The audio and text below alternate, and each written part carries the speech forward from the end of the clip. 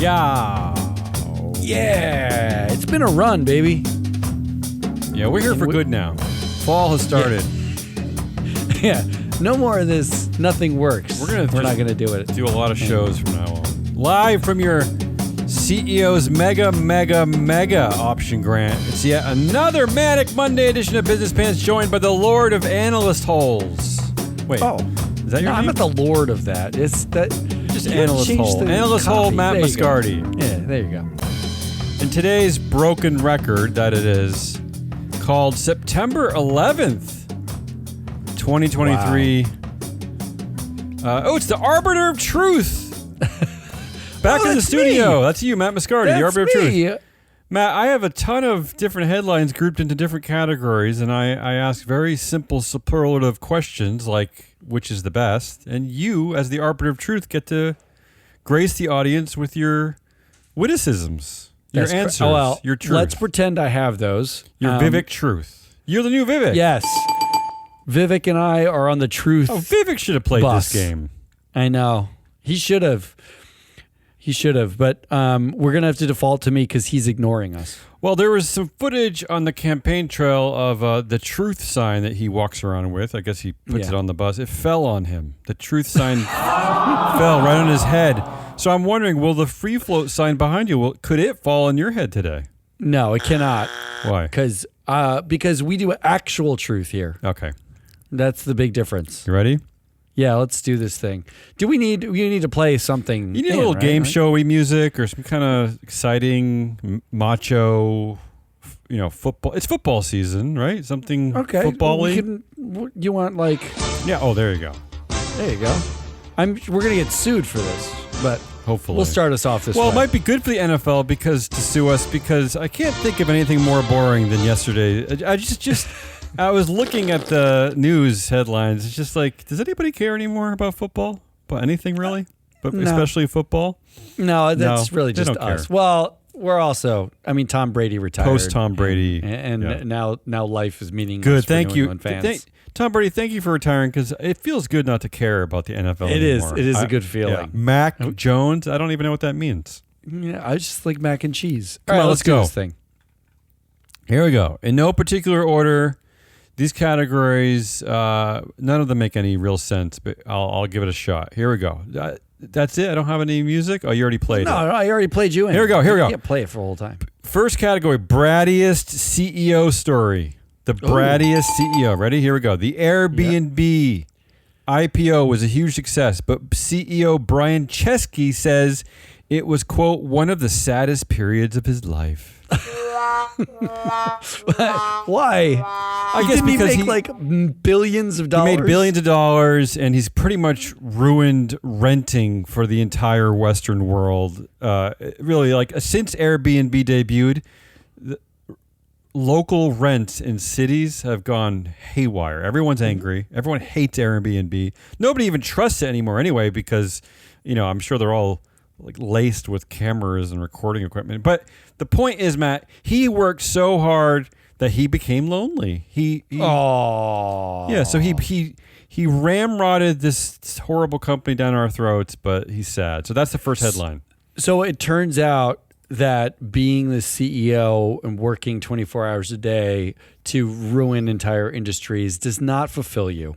To basically ignore local regulations and to just push through ahead with your growth plan. Yeah. Got it. Hyper-scaling doesn't make you happy. Second Brattiest CEO story of the week. Here's an old favorite, Matt. Probably, your favorite, really. Boeing CEO David Calhoun.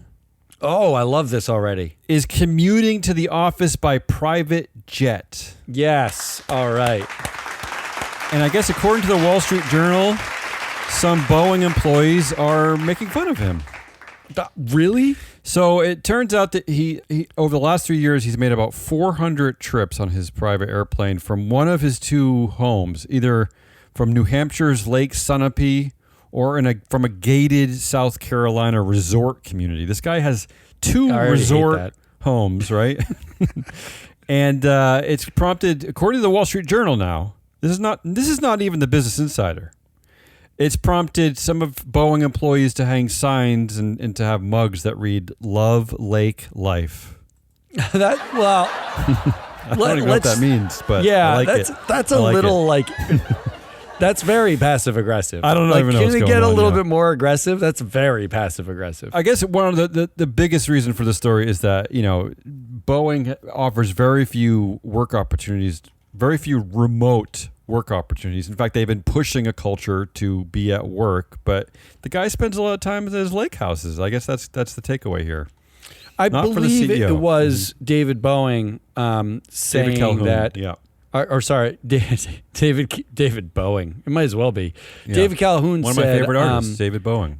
that they could not decarbonize because the problems with sustainable aviation fuel, and that all of the promises that they made were basically they were over promised.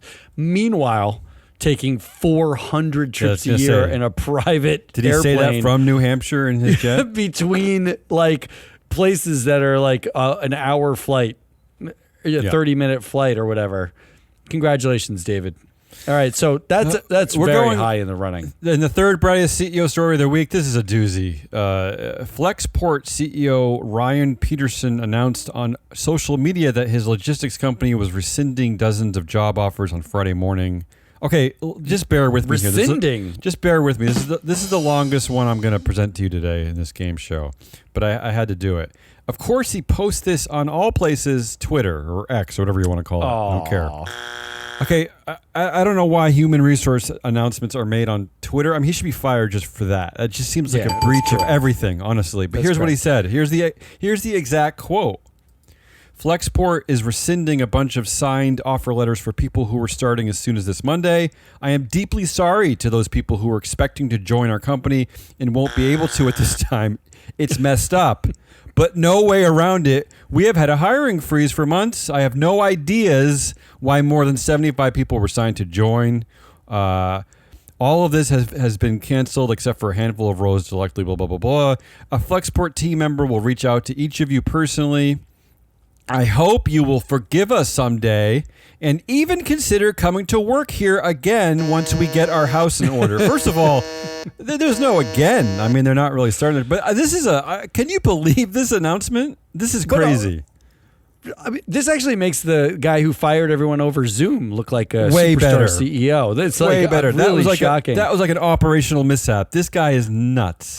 Just think of the process here. You have to be following him on a platform that there aren't very many people on. How about you just because send it's a run by personal insane email? person. How about you have HR or just send them an email? I mean, Because you doing can't this say things in like, public? dude, totes sorry that we can't hire you, but super hope you'll come around later. Like, what is... Why do you want this public anyway? It just makes you look like a fool. But okay, I those don't are your know three that choices. this makes him bratty. I think Okay, this whatever. makes him an idiot. I'm going to go with... You can change the category. You can take the most idiotic CEO story, whatever No, you because want. the other two are bratty. All right, and you pick one. The winner in this category, without a doubt, is CEO David Calhoun flying Did I just everywhere under the sun. They were forcing employees to go back to work.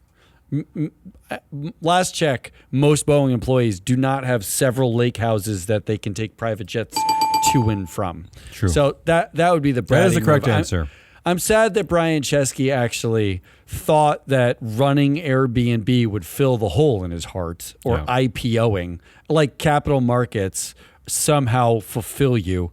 And Flexport CEO Ryan Peterson, I'm pretty sure, is a moron. Like, he should be fired outright. That's it. Moving on. Best. Okay, so it's revealed in the Hold new on. Ready? Yeah.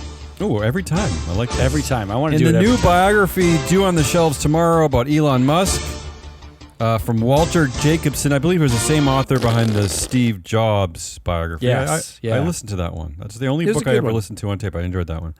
Best. So it was revealed that Grimes actually has a third kid with Elon Musk. I don't know why this was hidden. I don't really understand any of this. I don't really care. I'm not But let gonna- me get right to the point. What is the best kid name? The best Grimes Musk kid name? Oh, wow. I'm gonna give you Just three- Grimes Musk, right? Because he's got Just the 14 Grimes children. version of Musk's children. Right? Okay, got it.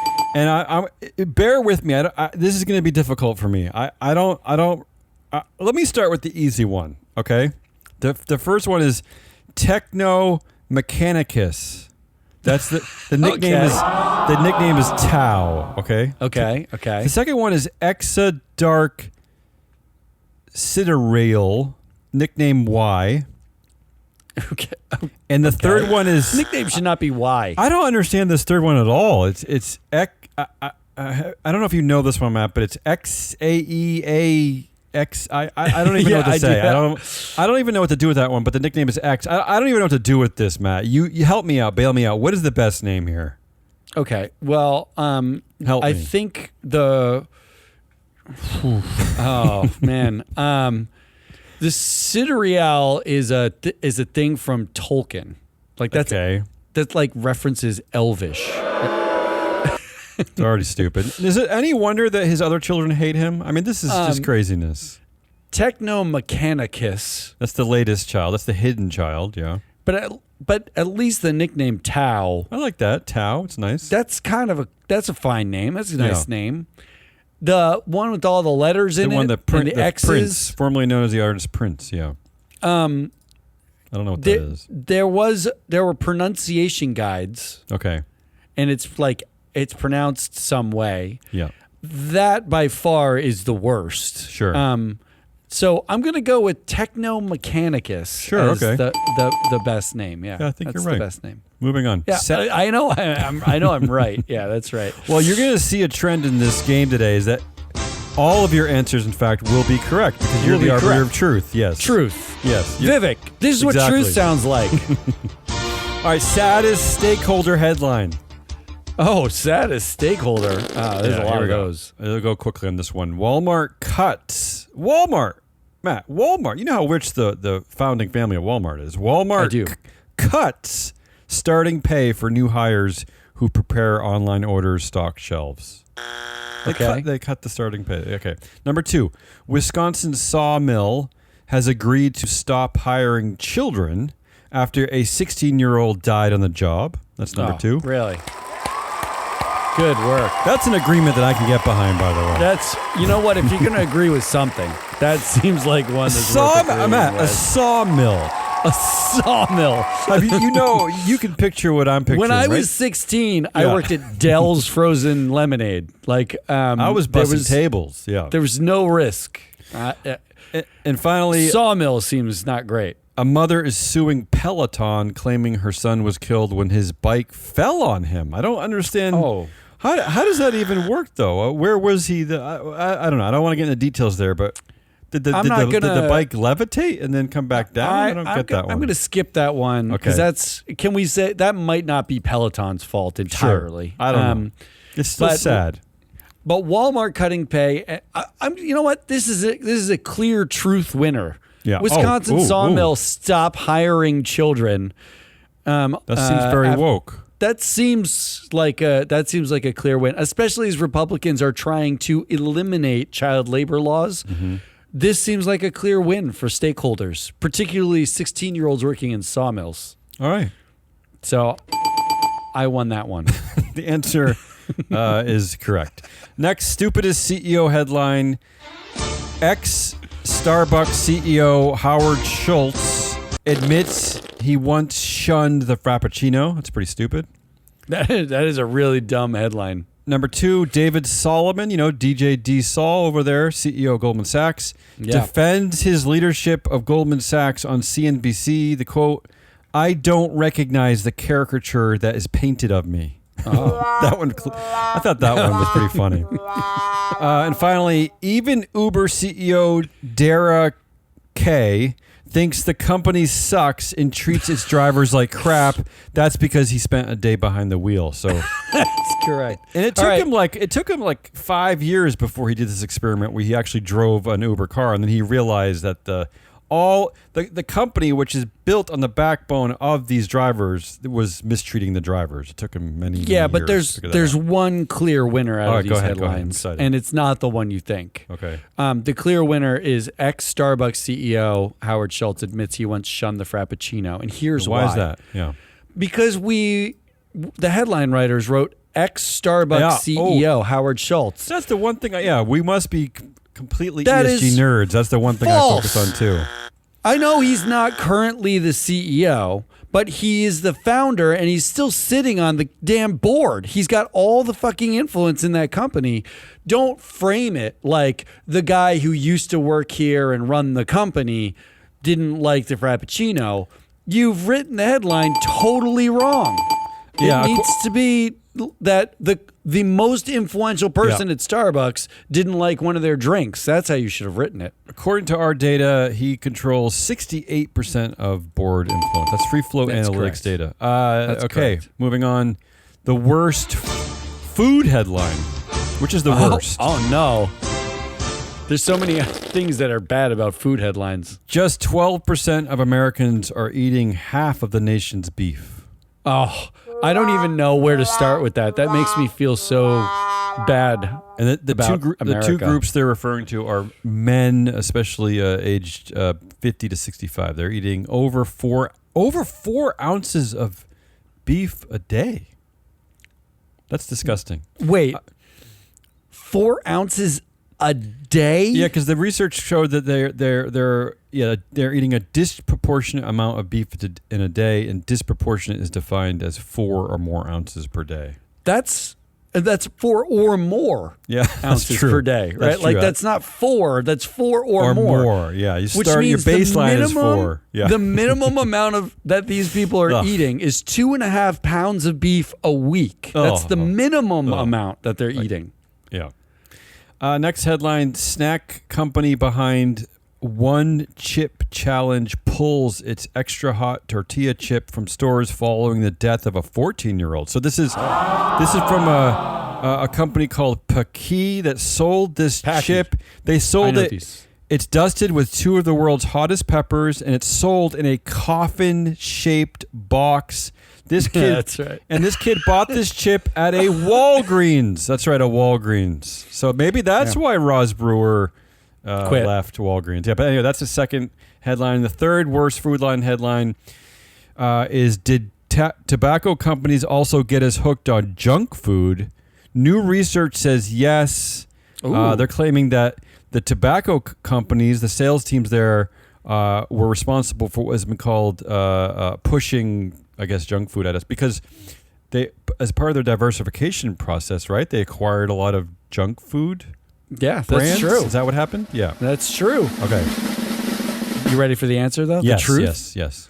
The truth answer is definitely the beef answer. Yeah, that's horrible. There's no doubt that 12% of Americans eating 2.5 pounds of beef per week is an absurd number. The one chip challenge, I know the Paqui challenge, right? Yeah. That's like a TikTok, YouTube problem. Like that has nothing to do with the chips. That has everything to do with like kids want to eat the chips so they can get famous on Instagram for like basically vomiting online. Well, they should sell that chip. That chip should be sold next to the Pall Malls. It probably shouldn't be available to children. Sure, except that like no, it won't be available. TikTok should also not be available to children. True. And the tobacco companies, everything they do is terrible. So it's definitely the beef. So Vivek, our favorite CEO and our favorite anti-ESG crusader, although he's crusading against anti-ESG by creating an ESG company. Let's be honest about what he's crusading about. Yeah. He's crusading against women, Black people of color, and gay people. That's it. Okay. Right? So he has this new thing now in his presidential campaign where he wants to deport the children of undocumented people living in America, despite the fact that they are citizens. So if you're born in America under an undocumented person, you, by law, you are a citizen of the United States. He wants to deport those citizens, Matt. Now, I have a better solution. Yeah. Why don't we deport the 12% of Americans who are eating all that beef? That's my solution. Where would we send them? I don't know. It doesn't. Who cares? What do I care? That's not my problem. Do you think Vivek has a plan to where to send these people? He doesn't care. We could deport them back to... Well, when you deport somebody, you're sending them back somewhere. Okay, well, send them to like South Africa or like Italy. I don't. That's not my problem, Matt. I don't know. All right. Most dystopian headline. Ooh, I don't By like the this way, already. for all of our listeners, and that's probably 3 of you, these are all. Everything here is real. This is all real. Our show is always based all on real. And my realness. choices here are, in fact, the correct choices. Here we go. Most dystopian headline, and again, these are all headlines that we have collected in our database since Friday. This whole show has been stories since Friday, and we categorize these in a bunch of categories. We make these available on our website, freeflowanalytics.com. So if you want to see more of the headlines that we curate, please go to our platform, freeflowanalytics.com. So most dystopian headline. Walmart is making an unusual move to deter theft by building a mini police station inside one of its stores. I don't like the sound of that.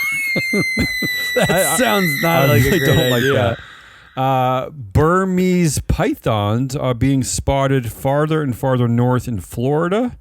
Warming temperatures from climate change could help pythons spread beyond Florida. I don't like the sound of that one. Okay. Also not great.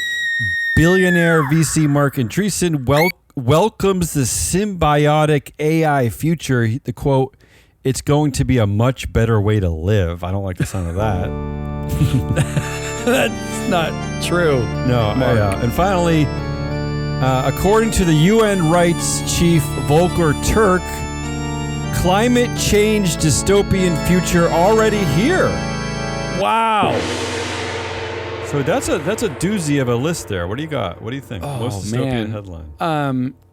I mean, I would normally say the correct answer is the dystopian future of climate change is already here. Okay, but that's not the most dystopian headline here, because that headline exists like every day at this point. Like we got like 7 hurricanes out in the Atlantic right now, just like hanging around. I'm going to go with Burmese pythons. Is what I'm going to go with. That's the correct answer, though. Just think about this.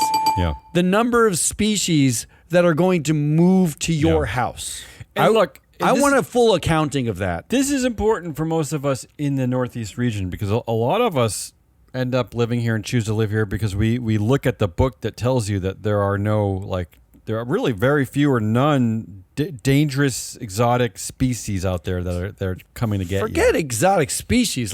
You move to New England, which is where we are based in the United States, because there aren't earthquakes, there aren't tornadoes, there aren't tsunamis. There's just acorns. There's just there's like beautiful foliage, acorns and chipmunks, and that's what we came for. We don't have Burmese pythons yet. We don't have fucking Burmese pythons that we have to deal with, and like crocodiles, and like sea level rise isn't going to wipe out the entire of New. We actually, in all the future water reports, like everybody else has no water, and there are like 2 places in the world that have it, and we're one of them, right? Like there's just a lot to like about living here.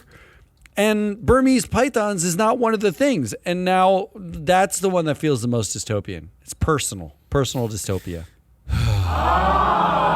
Moving on. Most pointless corporate headline. Most pointless corporate headline. Ooh, is this pulled from like press releases? Sure. Here we go. Most pointless corporate headline. Google will require advertisers to add disclosures for AI-generated election ads. Right? And what's that going to solve? What are we doing here? Note, this was created by AI. Yeah, AI created the note. Oh. Yeah. Oh, okay. All right. Yeah. Well, now I won't listen to this one. Or how about this one? Tom Brady works for Delta now as a strategic advisor. Seriously. Delta's worried about having Tom Brady and his deep experience in running an airline strategically advise them. Yeah. When they can't get an airplane on time, they have the oldest board. We've looked at the data. Like they have between them and Southwest, it's like old people. They're backtracking on all their carbon neutral. If I were Tom Brady and I were going in and advising, I'd say, you said you were going to do all these things. Have you done them? And then they would say, well, no. And then, Tom, the way you advise them is you say, then you're not doing your job. You're failing. I'll say this. according to our data, women on the board of Delta represent only 16% of total influence. And this is not a company that's dominated by one person like Mark Zuckerberg or Howard Schultz. I know. It's only 16% of influence. So really, Giselle would have been a better choice, right? I mean, what are we doing with Tom Brady? I mean, I'm going to go with most pointless. But I don't think that's most pointless. I think that's most comedic. I think the most pointless is definitely Google adding disclosures. Okay. Moving on. Because, come on. Yeah. Best, few more today. Best CEO in trouble with the law headline. You're not Tyson Foods. Not Tyson Foods. That was a CFO. How dare you? Best CEO in trouble with the law headline. CEO arrested on luxury yacht after woman told police she did not feel safe on board. This is CEO Scott Burke, a company in Colorado called Injury Finance. He was arrested in Nantucket. Here's why I pointed out this story. Because I marvel at the way the corporate world works. So this headline was a couple of days ago. Since then, the company, and I looked, see, this is why I love the Wayback Machine. For those of you who are young, the Wayback Machine takes snapshots of websites to see what was on the website. Just what a Gen X in the past. I love the Wayback Machine for research like this. A mere 5 days ago, CEO Scott Burke was part of the About Us section about how he founded the company. They were kissing his ass. He's already scrubbed from the website. He's already gone.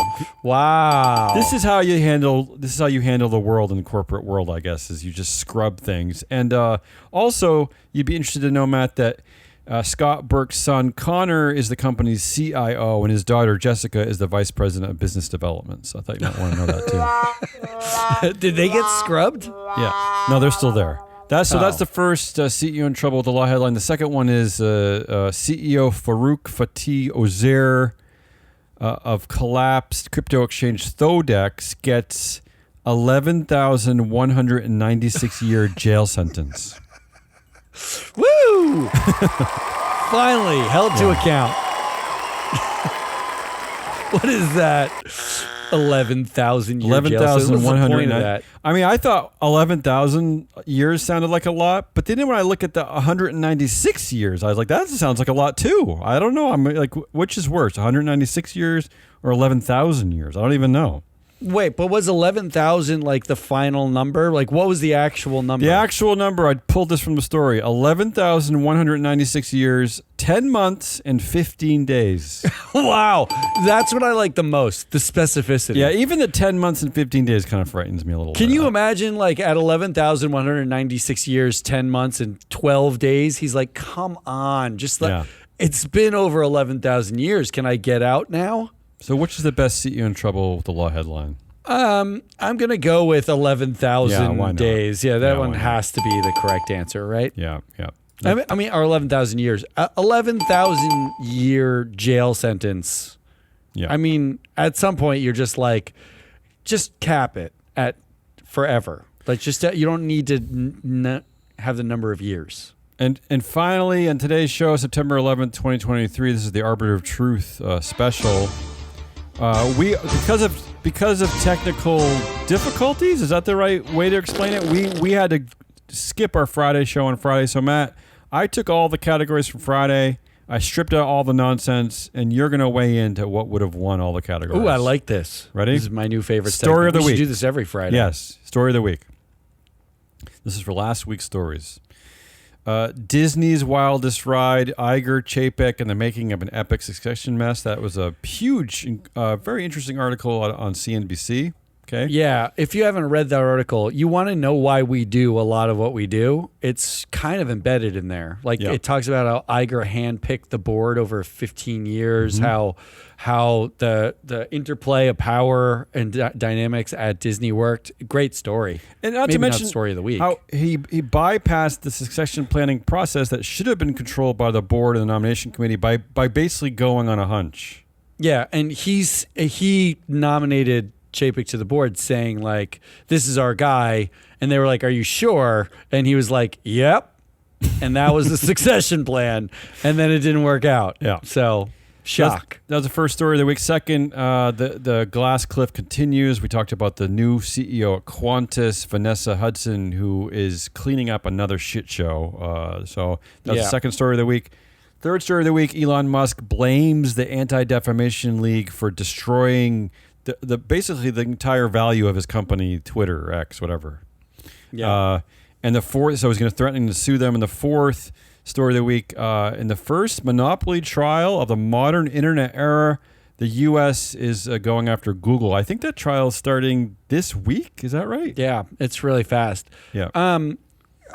I for me, it would come down between the glass cliff and the monopoly trial, and I think it's the monopoly trial, and I think that for two reasons. Number one, I don't know why they chose Google, who has the better product than Facebook, Meta, who has or maybe the less destructive product, maybe.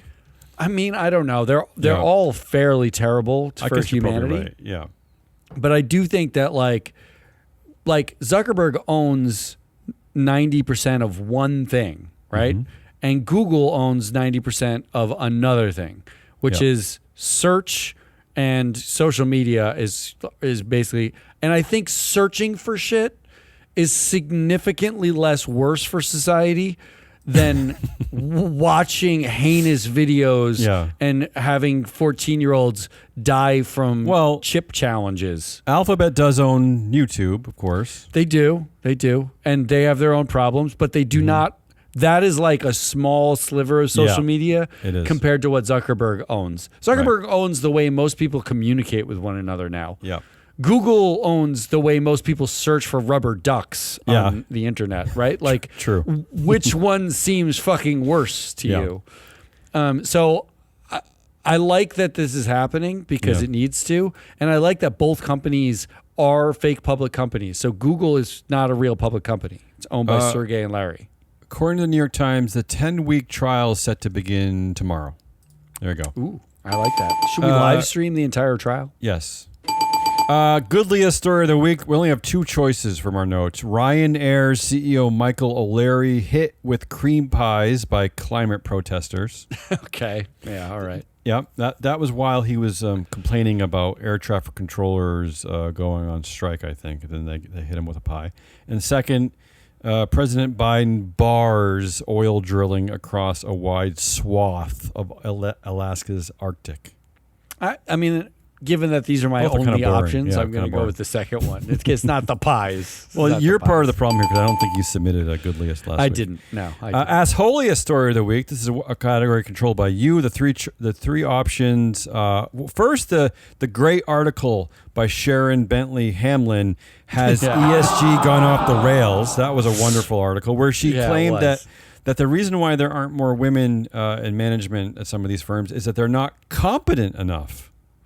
No, she said specifically, it would be great to add women if they were competent. However, they have those women haven't come forward. So she didn't say there were incompetent women. She just said, "Oh, it's their fault they're not on the board because they haven't come forward." Because they haven't the competent ones haven't come forward. The networking disaster created by the men over the last 7,000 years. They haven't figured out how to. It's the women's fault. Though. Yeah, it's the women's fault. Got it. That's the point.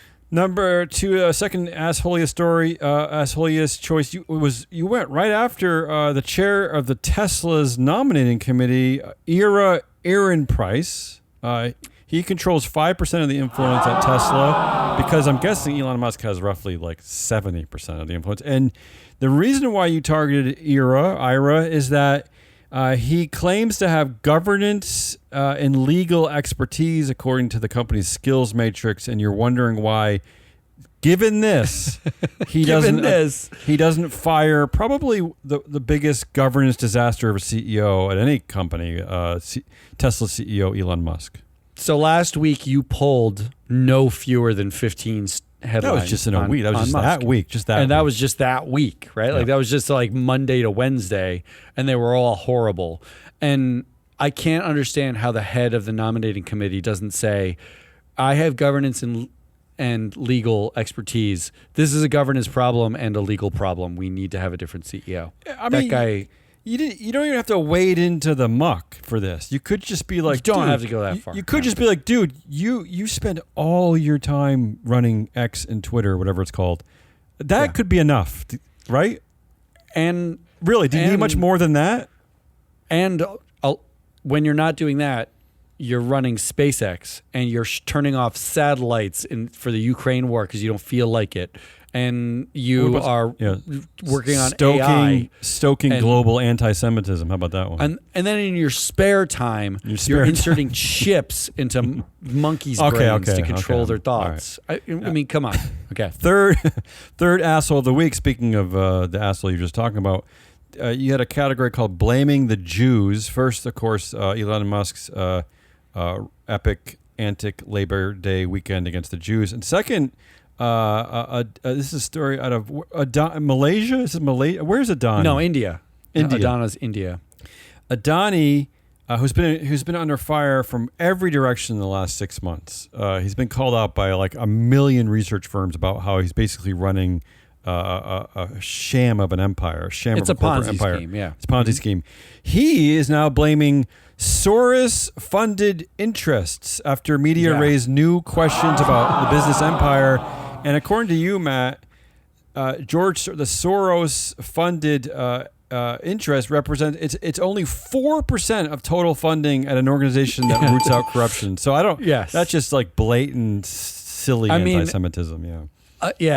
So they basically said that it's like they implied that when you say Soros-funded interests, you're saying either progressive liberal and or Jew, right? Well, like there's no other thing, which means you're just saying like Jewish people are attacking me. Jewish progressives? Yeah, I don't even know what that means. Jewish progressives. When the funding is like a minuscule amount of that one media firm that they're pointing out, right? Like, well, he's trying to get the anti-Bud Light people to join his, right? Like, he wants to stoke that kind of. The reason why they're under fire is because Hindenburg Research, which has nothing to do with Soros, wrote a giant, and I mean multi-100-page research paper pointing out how Adani basically is a Ponzi scheme. Basically, Adani's the Hindenburg, essentially. I don't understand how, like, now we're talking about Soros. Like, now we're in flaily, crazy. True. You know, look at there's a Jew over there. Look, I mean, like, what is that? Yeah. All right, so which is the asshole? Yeah, which is the asshole? That's holiest. I'm gonna go with because I can't go with Ira because it's like a perpetual. I'm gonna go with Sharon Bentley Hamlin. Ooh. Is what I'm gonna go with. Yeah, I like it. Because she works at Aubrey Capital Management. She's a director there. What she said in the article was, we have like a good gender balance. That's what she says in the article about Aubrey Capital Management. And we spent Wednesday ripping apart how 100% of their portfolio managers are male. 88% of their investment team is male. The two women other than her who are on the investment team are junior and do the ESG stuff, right? Like, so they have no power. And she has effectively the chutzpah to go out and say, we do women well and women are to blame for not having board seats. Maybe she didn't realize that she was posting this to like an actual publication. Maybe she thought she was just I think she thought no one was going to read Strive it. Asset Management. Yeah. Okay. Yeah. So that's the assholiest of the week. And finally, the exhaustingest. This is a category compiled by Jesse the Money Whisperer, who got married for the 400th time this weekend. Yes, she did. Yeah. I heard it was a Burning Man muddy disaster. That's what I heard. The first 4 hours were delightful, and then the next 4 hours were You were there for the 8 Fire hours? Festival. You were there for 8 hours? No, I was there for 1 hour. I was going to say, congratulations. During the delightful part. Yeah, okay, good. But apparently it was the first 4 hours, of which I was a part of one, and Ari came to, was delightful. We all celebrated Jesse's love for the 73rd time. And then the 4 hours after that was basically the Fire Festival, where everyone was like huddled under tents and eating, bologna sandwiches, and there's mud everywhere. Yeah. Here's what she picked, exhaustingness of the week for last week. Corporate obsession with productivity. She gives 2 examples. Bosses are tracking how long you're working and using it to judge your performance, and leaked Microsoft document to reveal a new employee rating system only visible to managers. I like that. I want to see that. Yeah, I like that one. They should make that public. Yeah. Yes, Where's my 8K around that? Yeah. Yeah. Then we can start a fantasy worker league. I like that one. And the number 2 exhaustingness of the week. September 5th was Equal Housework Day. It's time for women to quit housework again. So this is based on reporting that the average woman spends so much more time on chores than the average man that to equalize the load, women would have to quit the housework entirely on September 5th for the remaining. Wow. Yeah. And this is up. What a day. The good news is that this is actually an improvement from last year, which was August 29th. Because, Matt, based on the research, men are doing 12 minutes more a day of chores this year, although women are also doing 5 minutes more this year. I don't get that part of it. Why? It's net minutes. It's a net 7 minute bonus there. Yeah. Look, that's like how many? That's like 4.5 TikToks you can watch. It's pretty good. That's Equal Housework Day. And the third exhaustingest story of the week, Zoom's new AI tool will tell you if you're bad at meetings. The stupidest thing I ever heard. Really, honestly, it's the stupidest thing I've ever heard. But I do want to play with it. I actually would like to be evaluated. Does it? How does it tell you? Does it tell you like, in order to improve this meeting, consider blah blah blah, or is it more like that was not your grammar? Great? Maybe it checks how many times you said the word or like what you were staring at, or maybe like what you were also surfing while you were on the meeting. I don't know. I have no idea really. There's so many things that they could delve their dirty little AI hands into. Really, I want them to say that was not great. Like you ate too many Cheetos. I do like this is like Zoom changed their. If you remember from this show, Zoom had changed their terms of service so that all Zooms would be fed into AI to teach it, which then a week later, after they'd done that with all the AIs during that week or all the calls during that week, they changed it back. So you can't do that without consent. But now they have a new AI tool to tell you're bad at meetings, which means people will opt in for the joke of let's see if I'm bad at meetings, right. And then it will use all of that. I'll be that idiot. You'll be the idiot telling Zoom everything. Yeah. I'm going to go with the September 5th was Equal Housework Day. Okay, all right. What I like about that is we have figured out a way to mark the day on the calendar for almost every thing that we take advantage of some other group of people. Terrible. Yeah. Right? Like I like the act of constantly, like the entire calendar could be like, this is like trans black female day. And that would be like in February probably. That'd be like January 3rd. Yeah. And it would be like, this is the day that CEOs have made more than trans black female earns in an entire year. Right? Entire lifetime. Let's just make a day all the time. I like that. All right, I feel exhausted by that answer. But Matt, you got the entire quiz. Right, correct, right. Your truth is true. That's it. That's all I got. That's the best and most likely outcome, considering I played against myself. That's Damian Rollis. I'm the analyst soul, Matt Mascardi. We are Free Float. Vivek, that's what truth sounds like. When you actually analyze the real headlines and realize that they're not actually, which one's the best? That's truth. Because no one anywhere could even complain about that. We'll be back again on Wednesday with more Business Pants. Until then, goodbye.